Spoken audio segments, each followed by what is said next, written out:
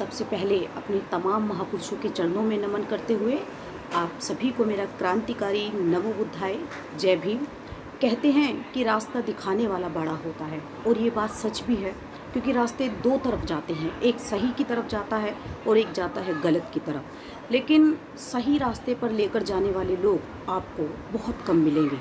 बहुत से लोग मुझसे पूछते हैं कि मेरे जीवन में कैसे चेंज आया, मेरे जीवन में कैसे बदलाव आया। तो मैं बताना चाहती हूँ, मेरे जीवन में जो चेंज आया वो सिर्फ़ और सिर्फ दो लोगों की वजह से आया, और वो हैं, पहले हैं श्रद्धेय रमेश गौतम जी जो हमारे गुरु हैं, और दूसरे हैं मेरे पति। श्रद्धेय रमेश गौतम जी ने हमें महापुरुषों की विचारधारा से अवगत कराया, और मेरे पति जो कि पहले से ही बौद्ध थे, बाबा साहब को पढ़ चुके थे, उन्होंने मुझे कभी भी समाज के बीच में काम करने से नहीं रोका। और अगर मैं मिशन मूवमेंट में आने से पहले की अगर मैं बात करूं, क्योंकि मैं भी मनुवादी थी, मैं भी हिंदू थी, मैं भी अपने आप को हिंदू मानती थी, पूजा पाठ करती थी, सारे त्यौहार मनाती थी, व्रत करती थी, तीर्थ स्थानों पर जाती थी।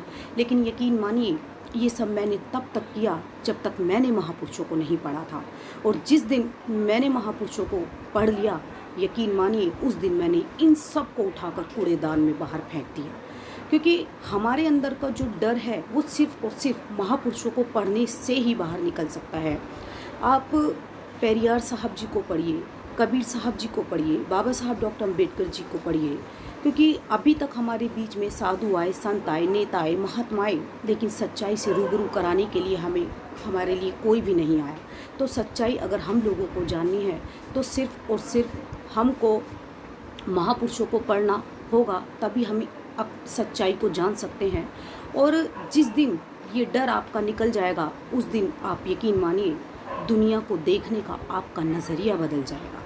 और मैं प्रत्येक बहुजन महिला से ये कहना चाहती हूँ कि आप सच्चाई को जानिए, सच्चाई से रूबरू होइए, क्योंकि जितना शोषण भारत में धर्म के नाम पर महिलाओं का हुआ, उतना कहीं भी नहीं आपको देखने के लिए मिलेगा।